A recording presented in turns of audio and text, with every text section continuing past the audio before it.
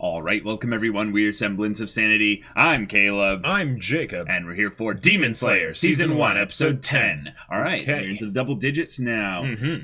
Tanjiro just pulled off a beautiful combo move. Absolutely gorgeous. Against the Vector Arrow guy. So, these demons are quite serious here. And until Tanjiro was able to combine bits of everything that he'd learned, he wasn't able to do any serious damage to any of them. Yeah. He's a melee person versus a telekinetic.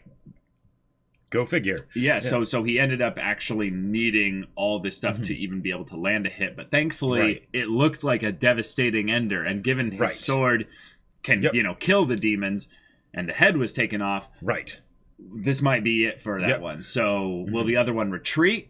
Will the fight change? What's going to happen here? Will they be able to actually take any of them captive for research? Yeah, that's the big goal here, right? So we need to figure out if they'll end up chasing her, if she'll just go berserk basically, and not let them basically, or what? I don't know. Thankfully, they've got numbers on their side. They do. You know, we've got Tamayo, we've got Yushiro. Nezuko can even help as well, and in fact, she could very much help. Oh yeah. And then Tanjiro might be able to talk her down. I mean, we'll see. Who knows? So y'all. Without further ado, let's get into this. All right, everyone, be sure to go check out the reaction portion of the video in the description below, and then come back here for the discussion.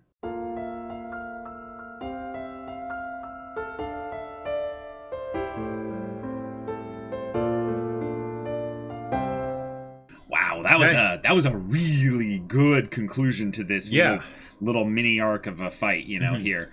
I really like that it wasn't just defeating the demons, it was causing something to happen that made them defeat themselves in a sense. Yes. Like, even though it was something that was very much engineered by Tamayo, of like, okay, I'm going to, lull her into this, sort of beta wave state, and then... And it was still also the Nichirin sword of Tanjiro that did end the demon, although it took a little bit of time for him to fully dissolve and die. And they did bring up the point that I was wondering if they were going to bring up of, if Muzan is the only demon that can kill other demons, what's the point of demons fighting? Yep. Right? Because they can't kill each other. So what do?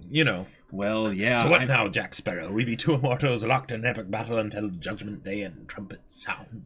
What I assume would happen in some ways is that you psychologically attack the demon by you restrain them after they've been bloodied and broken. Then you force them to regenerate in an area where you have control. Where you can perpetually, like... Or you literally restrain them out in a mountain at the top where it's a clearing, and you're like, goodbye. Right. And then when they wake up, or by the time they're about to regenerate to wake up, the sunlight comes and takes them. Okay, I just had a crazy thought. What if there was a point where some demon got their hands on Nichirin's sword? I think that's probably something that would happen, but I think that's probably also one of the points of the Demon Slayers, is that they probably specifically make sure that to, doesn't happen before if you're going to die, you make sure you get rid of that thing, because in some ways I would say that it doesn't really matter as much as we're thinking, because demons killing demons is what they want, maybe. Right. Yeah, that they'd be like, yes, we'll fund that program. Demon Civil War? Why not? Yeah. My job just got a lot easier. Right. The only potential problem would be then there would be a way that they could more effectively fight a demon slayer, because they could block their blade. But I think they'll probably have weapons. Yeah, they'd have ways to do that regardless. Yeah, we have a couple world building things that we learned here, and one of them is regarding Nezuko's spell that's on her, that she can determine if extraordinary circumstances go in a certain way, she can determine certain demons as humans and thereby trigger the effects of the spell to making them feel like family. Yep. That's amazing. It gives Nezuko more agency as a character, despite being underneath the effects of a mind-altering spell. Right, because being under the effects of a mind-altering spell while also being unable to speak That's a lot of that's a lot of taken limitations, away. Right? Yeah. So showing things like this is very important. Yep. Because it allows her heart to come through at moments like this. The fight between the last remaining demon and Nezuko and then Yushiro was fantastic, and we saw that there was a lot of reserve strength building up within Nezuko, and I have to wonder if this is something to do with how Muzan turned her. Because they keep mentioning the potential for special things with Nezuko. Yeah. But here we see that in some ways also this other demon is not one of the 12 demon moons, so she's not as strong. And but if she was going all out, she would have been able to kill Nezuko. Or at least just it would have been no chance. Right, but that's how the she would have killed her, who knows? But right, but I wonder if that's the question. Is there something that I think is that she wouldn't have any chance to stop the attacks. Right, exactly. Yeah. But then at this point, what point does she have in not going all out? She's all alone. Well, and she said that she was about to. Right. Yeah, I guess. And then Tamayo steps in and goes all zone of truth. But the world building thing we got is Kibutsuji info from someone who's really old, someone who knows plenty about him. She goes and says he's a coward. As an opener, that's fantastic. It gets her attention. That gets her attention. She's insulting her lord, her senpai, her. And he lives in constant fear of something. And then she says specifically what it is that he's afraid of. And that is demons banding together and attacking him. Which, let's think about this here. Why is that scary? Is it simply just that he's not that strong? Because that's what I initially thought it is. That's what it seems like, yeah. But what if it's that he is a hotly desired commodity? And demons have always been slightly jealous and wanting his power and maybe to dissect him and put him, into a thing. And let's spread this ability to create more demons. Yeah. Why should you be the only one that can do that? Literally seize the means of production. I'm serious, though. Yeah. Maybe it's a thing of where demons are aware that they can't kill them. Oh, and sure. Muzan has lived a long time, so all the demons know about him. Which explains why he's in hiding. So maybe he's not just hiding from demon slayers then. He's hiding from everyone. Yeah. So one way they could do this. And he just wants to live a quiet, peaceful life. Well, yeah. But this could also tie in with that bit from the OP very well. Ooh, yeah. I think this might have given us a glimpse into where this show's going to go as far as the greater conflict. Yeah. Which makes a lot of sense because Muzan's the oldest. Yes. Now that would give him the most opportunity to be the strongest of the demons, right? But inherently, he doesn't necessarily have to be. The strongest, right? Yeah, he could be just the cleverest. Yeah, because he's lived the longest amount of time, so he's developed. Right, and he was the first demon, so it's okay, sure, there's a lot to go from there, but the idea that to live for 1,000 years, that's something that, especially when there's a bunch of demons and demon slayers out there, you don't necessarily do that by being the strongest one. Like this makes me think of way back Age of Empires time when you have to build a wonder, right? You don't want to be the first person to build the wonder because then everyone's all right, kill them, you want to be second or third. Right, because then they've all exhausted their armies and exactly on the first wonder. So what I see that you're definitely vibing with me on this is that what makes him a threat is his innate skill or cunning or manipulation, because that's what we saw here, is that Tamayo is saying he manipulates demons to act this way, meaning she has seen multiple instances of him doing this kind of thing. Right, she knew to do this because that was part of the curse. Right, yeah. And the idea that saying demons like you, meaning... you look at her face, she looks sad for this girl, as if you have no idea what you were dealing with. Yeah, girl. Yeah, I'm so sorry. And I love the way that she's immediately sweating and no, you're wrong, and no way is he that petty. And already I'm thinking wait, Muzan is petty. That's literally what we saw him being in the alley, because he was I'm trying to go through here. And all he had to do was just move really quickly. Right. But because they kept badgering him and annoying him, he's all right, I'm going to obliterate some of you and turn the rest of you into blood demons to the point where you just explode. Right. It's like, no, he's super petty. Yep. I love it. He's actually way more human now. Right. Because of his Well, because of his personality. And by making him way more human like this, so in the OP I mentioned that it almost looked like people could potentially be coming to attack him. Right. But they looked like demons. Mm-hmm. There you, or at least they didn't look like demon slayers. Yeah, they didn't look like demon slayers. Yeah, right. News gets out that Muzan is over here. Looks like meat's back on the menu, boys. I like it because then it adds a third-party kind of dynamic where we have the demon slayers, and in some ways Tanjiro is kind of connected to them. He's a part of that grander faction, even though his main goal is Nezuko. Right. He's not really a faction of himself. Yeah. Then you have Muzan and all of his cronies and cohorts and what have you. And they all have their own specific goals and what have you. They more just serve one man here. One demon. But then you could potentially have other groups of demons that are like, hey, Muzan, we've been trying to find you for 500 years. Oh, yeah. Where you been all this time? And he's like, yeah, guys, you know how it is. He just like runs away. And how crazy would that be if they ended up doing something where like maybe maybe this is a little tinfoil hatty, but I don't know. Let's say Muzan ends up realizing I'm in trouble. I have my super powerful demons that are out there, but they're not here right now, and I'm in danger. Like I'm actually in danger. Right. And then he's like, and then he maybe contacts Tanjiro, and he's like, hey, come on. No. Okay. Or something like that, where it's you don't want multiple demons to be able to make more demons, so it's in your best interest to make them not. But that's a different thing between them like teaming up and versus him like redirecting demon slayers in his wake to protect him. I think that's probably more likely. That's probably a lot more likely. Okay, the uttering his name aloud triggers the curse thing. That's some Voldemort. Shit right there. We do not say his name kind of thing here. Yep. And I like that that's a thing because what I'm curious about is this is something that Tamayo is not under the effects of. So my question with this is this something where she removed the curse? Because as far as we know, all demons were created by Muzan. Yeah. So they would all have that curse. Or maybe not. And it could be something where I get it. Or I think I get what you're thinking.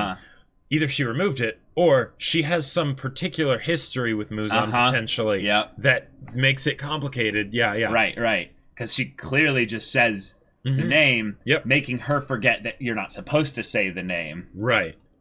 Yeah. So I guess we'll see. It's really interesting though. I love the idea of her casting suggestion essentially, right? Or charm person or whatever, something to make them more open to this whole thing, zone of truth or whatever we want to call it. But and one of the things that I absolutely love whenever fantasy type stories do this, magical aroma of daylight. Okay, that's what it is. Yeah. Is where the magic is not instantaneous. Yes. So because I feel like in the same way that like say in like a mech battle, it's way more satisfying to see the giant mech arm like build up and then go for the punch. Yeah. It makes it feel more impactful. In the same way with magic, I love it when it's something that takes a while to cast, takes a while to take effect. Maybe it's one of they still do a good job of making it feel powerful, right? Right. Like once it's been fully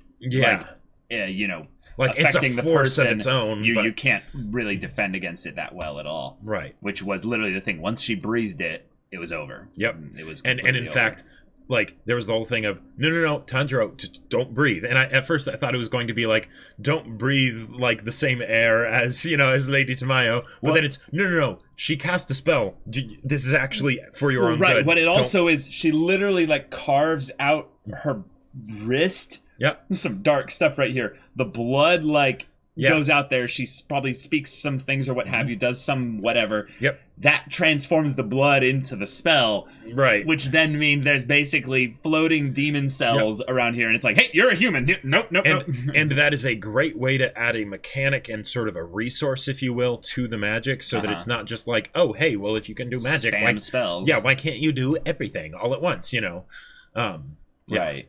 Now, there's probably really strong demons that regenerate at ridiculous rates. Sure. But it's a cool thing to be like, yes, they actually could use spells an unlimited number of times because they are immortal. Yep. Yeah, she could definitely spellcast probably a lot faster than this if she really needed to. Yes. But that comes. But she was trying to do a hidden spell. Exactly. Yeah. Subtle casting. Yeah. Yeah. Exactly. We have the reminder that sunlight and the Nichiren swords are the only things that can kill them. But also, Muzan has the ability to destroy demon cells as well. Probably because a lot of them recognize they are still his cells in a lot of ways. We reveal that they're not some of the 12 demon moons, the 12 Kizuki, as they're subtitled here, because they were so weak and they didn't have the numbers on their eyes. Right. Yes. And Yushiro's like, yeah, well, they just got what was coming to them. Awesome. This little bit where the child human spirit ghost or what have you of the demon girl with the Tamari balls was like calling out to Tanjiro. Right. Because that's okay. From a narrative perspective of just like an emotional, ending to the episode, fantastic, right? Yeah. But this is the second time potentially like ghosts. Or sure. The first time was they were actual ghosts. But it's also a potential world building thing because one, the voice sounded younger. So that almost feels like it, and maybe that wasn't supposed to be implied. Maybe it's just because she's no longer trying to kill people, Yeah. But it felt like it was basically from before, like in the same way that this was. Yeah, it was the human part of her that hadn't been around for a long time. So maybe the souls and spirits of humans are still locked within a demon's body. Yeah, something like that. It's getting at the idea that just because you get turned into a demon, there is still some tether back to when you were human. Right, and I wonder if this is why demons are immortal in the world building side of things. Like, I'm trying to get in the writer's head if they're like, well, I have a reason, but I don't ever have to really explain it. It's just I make sure that nothing contradicts my reason that I've given eternally. And that is that when you become a demon, your spirit, your soul, or what have you, is like disconnected from your body, but it still remains nearby. And there might be a tether to it, but that tether is something that is no longer physically tied to your body. So once you get obliterated or you die as a demon, your human soul is then free. And someone at the point of death who has maybe some kind of connection, at the very least slightly, he is a special child apparently, right.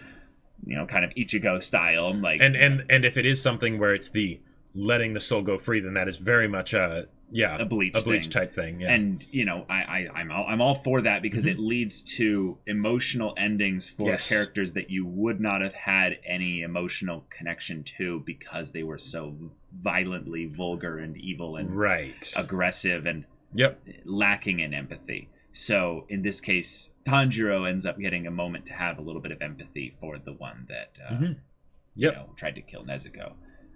So good stuff. And then it's also just further building up Kibutsuji. Muzan, yeah. One of the things that I did really like too is that they had the blood fade away. Yeah. Because that solves the potential problem of you just, that's fine. You don't need to take demons captive. You just kill them, and then drain the blood. Right. You do need to actually have. And yet it's not one of those things where it's like once the demon dies, their blood just disappears. It's the sunlight. It's the sunlight specifically that dissolves it because it's just cells. That's all it is. Yeah. So Muzan's a true demon. We end up having the really sweet family moment where Tamayo is, crying a little bit, and then we also see her little backstory bit with turning Yushiro, and it's because she needed, she needs someone near her, and she also was trying to save him, and then.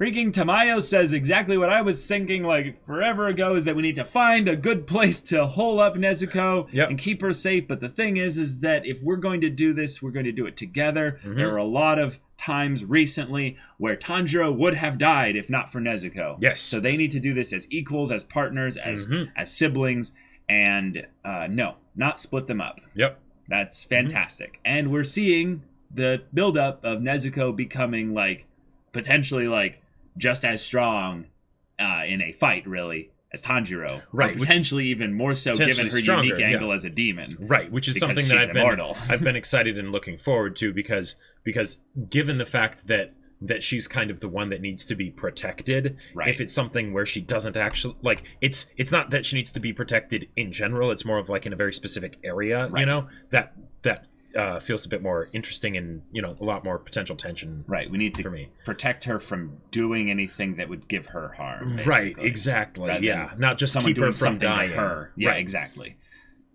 So Tanjiro's being like hustled and hassled along to the next thing, but then suddenly a blonde boy appears. Oh, Zenitsu. Little Zenitsu here, and he is begging a girl to marry him because he could die any day. Right. What? So, and given the fact that they said the next episode is like the mansion or some such or something. Mizutsu or mansion or something. Yeah. So I'm guessing Suzumi Mansion. I'm guessing that it's Zenitsu Suzumi, and that he is from a very wealthy family, and that basically he was forced to become a demon because you know. Not a demon slayer. A demon slayer. Okay, there we go. Right? because it's considered respectable, or like it's, you know, his dad being like, you need to grow up and, you know, and blah blah blah. So I'm gonna, you know, have you trained to become a demon slayer, you know, or it's the family business or something like that. But he really doesn't want to, and he's like, no, now I'm gonna die. I'm not cut out for this stuff. Oh. Because he couldn't find a woman to marry, maybe. Right. He had to do this, and he's like, I don't want to be a demon slayer. Right.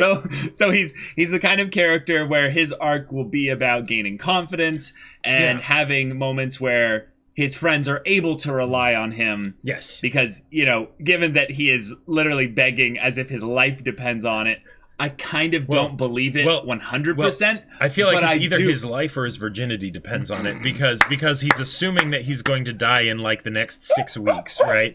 So he's like, okay, that would be hilarious. I actually am way more leaning to your family theory. I really like it, but I don't know. I don't know. He's. Okay, I love usually the bright boys, the bright child, and I see the yellow here, I see the kind of over-the-top emotion here, and I'm like, you know, I could see this becoming my favorite boy, but like the begging and you know, the crying and stuff, I'm like, wait a minute, maybe I've mistyped this character. Maybe this character's a little bit different personality-wise. So here's my brilliant theory. Wow. I think that he is designed as if he is the bright boy from his character design, but he is the absolute opposite.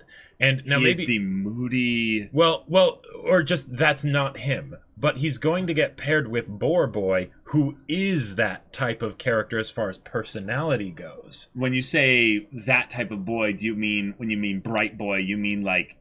Genki, like excited, positive. Yep, and just generally happy and fun to be around. Whereas he is just yellow everywhere, right? And yet he's actually the one that is, you know, like all like nervous and like okay and no and scared and everything like that. So he's more like a Shinji, but like not as depressing. Like, right, like or actually it would be more depressing than if he's dealing with the family stuff then. Yeah, and then there's something where he needs to fully he succeeded in the select. Well, maybe he did. No, actually that's a good point. The selection thing was one where it's do or die. So he didn't really have a choice there necessarily. But he managed to survive. So it's one of those things where he could have ran away, actually. I don't think this is the type of character that just runs away. I feel like... I don't think so either. I feel like this is the type of character, though, that, like, when he needs to protect someone, oh my god, there's no one better to... Like Podrick. Like kind of like Podrick, where it's something where... But see, he's exaggerated, though. Like, he's got a lot of emotion. Podrick's very, like, I'm steadfast. I'm a good boy. Sure, yeah. But basically the idea that, because if they do the thing where he needs to find his own inner strength, that could be part of the seeding of the arc, is that he actually is capable once he fully believes in himself. Right. You know. Well, I think he succeeded in the selection thing. So he's good enough. It's just a question of like, why is he begging for a girl to marry him and crying on his knees? Right. And she is clearly not into him. Right. Like her face is like, I don't even want to know why or what is going on here. Well, how well does he even know this person? He might have just grabbed a random girl on the street. You know, like who knows.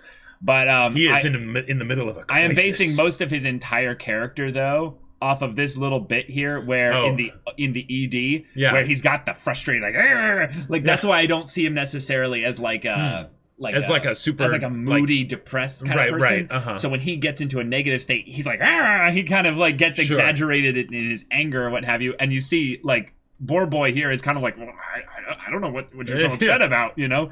So if anything, you might be right in that he is more of a goodest boy, and this guy's more of just exaggerated emotion, because then he flips so hard emotion-wise once he sees that Nezuko woke up, and it comes all like hearts around him, and he's like, oh,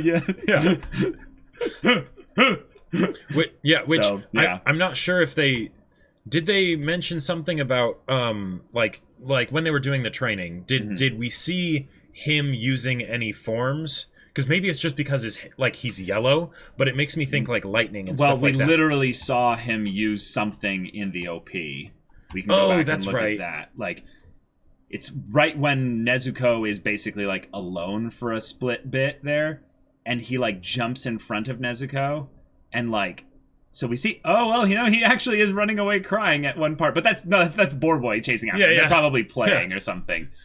But what it makes me think is that the sort of lightning aspect, if that is his thing, you know, is it's clearly a lightning based thing. So it's portrayed in his personality because it's going all over the place very, very quickly. Right. So he lands. Oh, and he's got a serious look on his face. He's got a very serious look on his face. There's definitely lightning arcing around him.